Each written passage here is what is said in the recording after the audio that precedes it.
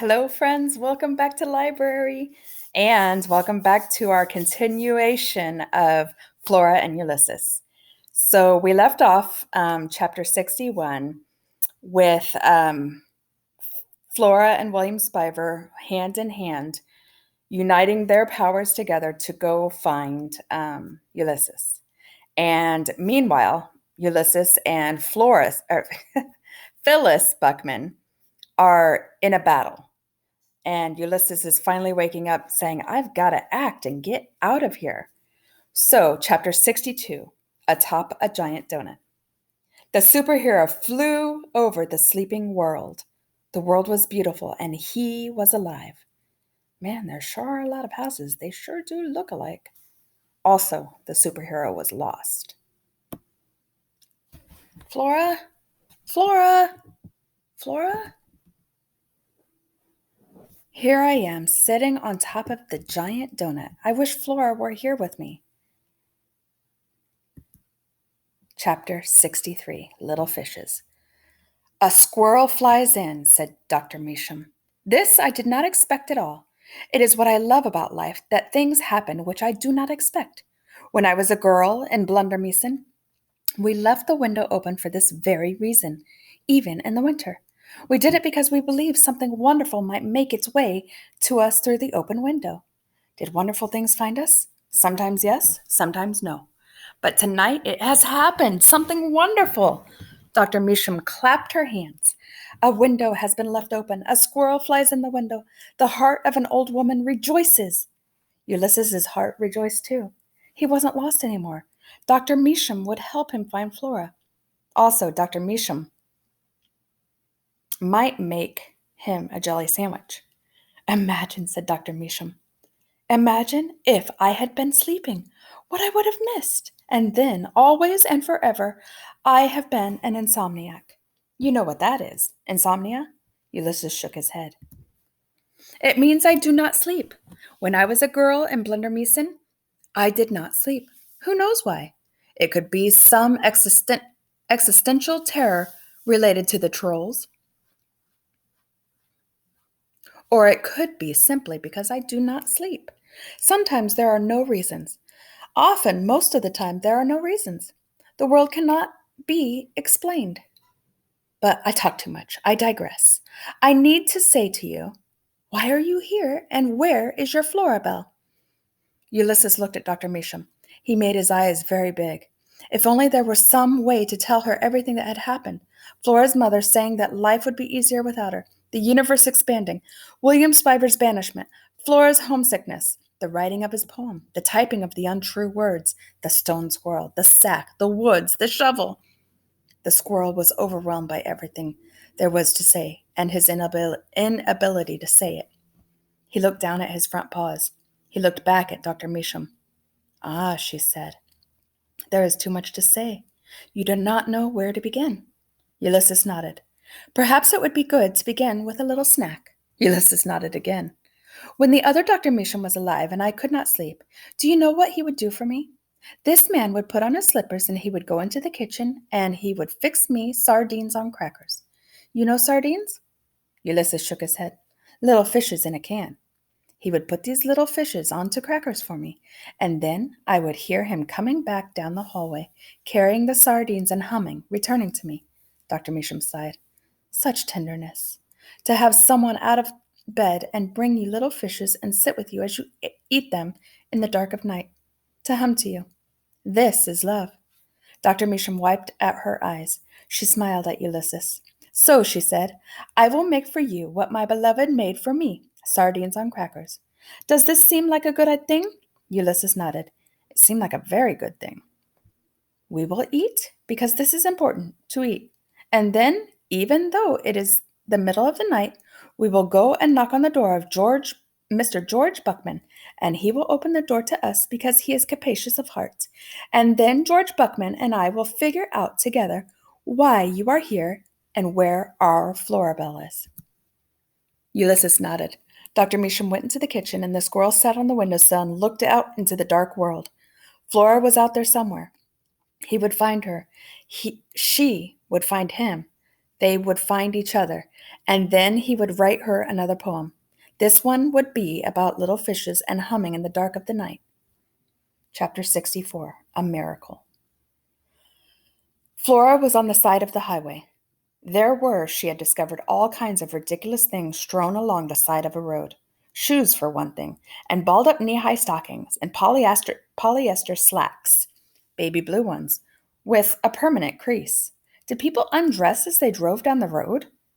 There were metal objects, hubcaps, a pair of rusty scissors, a spark plug, and there were truly inexplicable things. For instance, a plastic banana, glowing a bright and unreal yellow in the dark. That one was interesting. Flora bent down to examine it more closely. "What are you doing?" said William Spiver. He stopped too, because she was attached to him and he was attached to her, which is to say that William Spiver and Flora Belle Buckman were, unbelievably, still holding hands. "I'm looking at a banana," said Flora. Tootie was marching ahead of them, holding the little shepherdess out in front of her and shouting Ulysses's name. William Spiver's hand was getting kind of sweaty, or maybe it was Flora's hand that was getting sweaty. It was hard to say. William Spiver was still crying silently, and Ulysses was still missing. And here they were, walking along a highway behind an unlit lamp, stopping occasionally to look at knee-high stockings and plastic bananas. It all must mean something. But what? Flora mentally flipped through every issue of The Eliminated Adventures of the Amazing Incandesto, every issue of Terrible Things Can Happen to You, and The Criminal Element is Among Us that she had ever read. She searched for some kind of advice, acknowledgement, the tiniest clue about what to do in this situation. She came up empty-handed. She was on her own. She laughed. "What are you laughing about?" said William Spiver.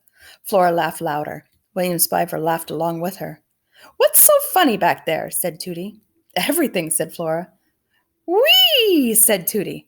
And then they were all laughing, except for Mary Ann, who couldn't laugh because she was inanimate.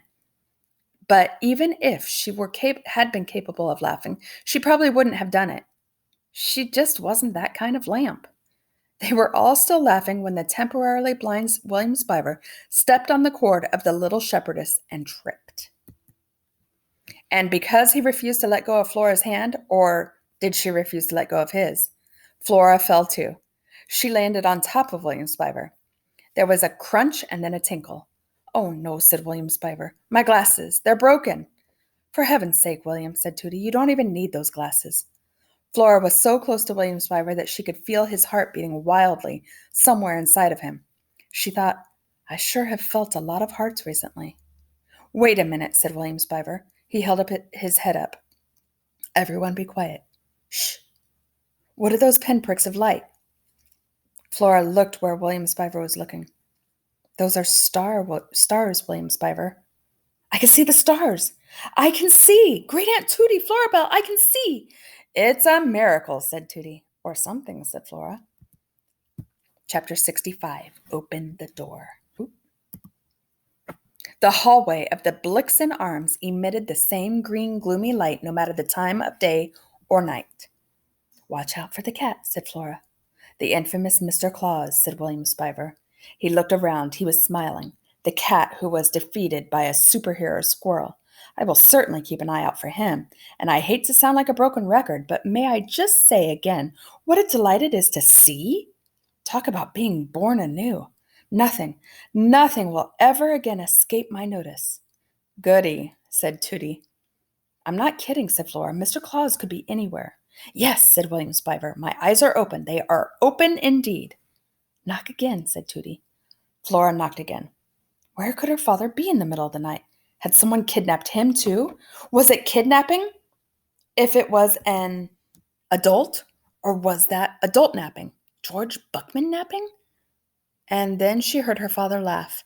But the laugh wasn't coming from his apartment. It was coming from apartment 267. "Dr. Measham," said Flora. "Who?" said William Spiver. "Dr. Measham, knock on that door, quick," said Flora to William Spiver. She pointed, and William Spiver raised his hand to knock just as the door to Dr. Measham's apartment swung open. "Flora Belle," said Dr. Measham. "My little flower, our beloved." She was smiling very big. Her teeth were glowing. Ulysses was sitting on her shoulder. Behind Ulysses and Dr. Measham was Flora's father. He was wearing his pajamas. His hat was on his head. "George Buckman," said her father, slowly raising his hand to them all. "How do you do?" "Ulysses?" said Flora.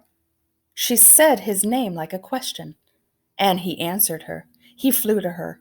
His small, warm, hopeful body hit her with a thud that almost knocked her off her feet. She wrapped her arms, her hands, and herself around him. "Ulysses," she said, "I love you." "So much happiness," said Dr. Measham. "This is how it was when I was a little girl in Blunder Meeson. Like this, always opening the door in the middle of the night and finding the face of someone you wanted to see. Well, not always. Sometimes it was the face of someone you did not want to see. But always, always in Blunder Meeson, you opened the door because you could not stop hoping that on the other side of it would be the face of someone you loved." Dr. Measham looked at William Spiver and then at Tootie. She smiled. "And maybe, too, the face of someone you did not know yet, but might come to love." "Tootie Tickum," said Tootie, "it's a pleasure to meet you. And this is my nephew William. I would shake your hand, but as you can see, I am in charge of this lamp." "Actually," said William Spiver, "I am her great-nephew, and my name is William Spiver, and I realize that it is early in our acquaintance for me to be revealing such astonishing and deeply personal information, but I must tell you that I was temporarily blind, and now I can see. Also, I feel compelled to say that your face is beautiful to me. In fact, every face is beautiful to me." He turned. "Your face, Florabelle, is particularly beautiful. Even the sepulchral gloom of this hallway cannot dim your loveliness." "Sepulchral gloom?" said Flora. "Oh, that's because she is a flower," said Flora's father. "My lovely flower." Flora felt herself blushing. "It is a lovely face, the face of Flora Bell Buckman," said Dr. Measham. "It is truly beautiful. But you have all stood long enough outside. You must come inside now. Come." Okay, so they're all together, and Phyllis Buckman is still somewhere out there. Is she searching for Ulysses to bury him? What is going to happen to Ulysses now? Is he safe? Stay tuned. Thank you for reading with me. Have a great week.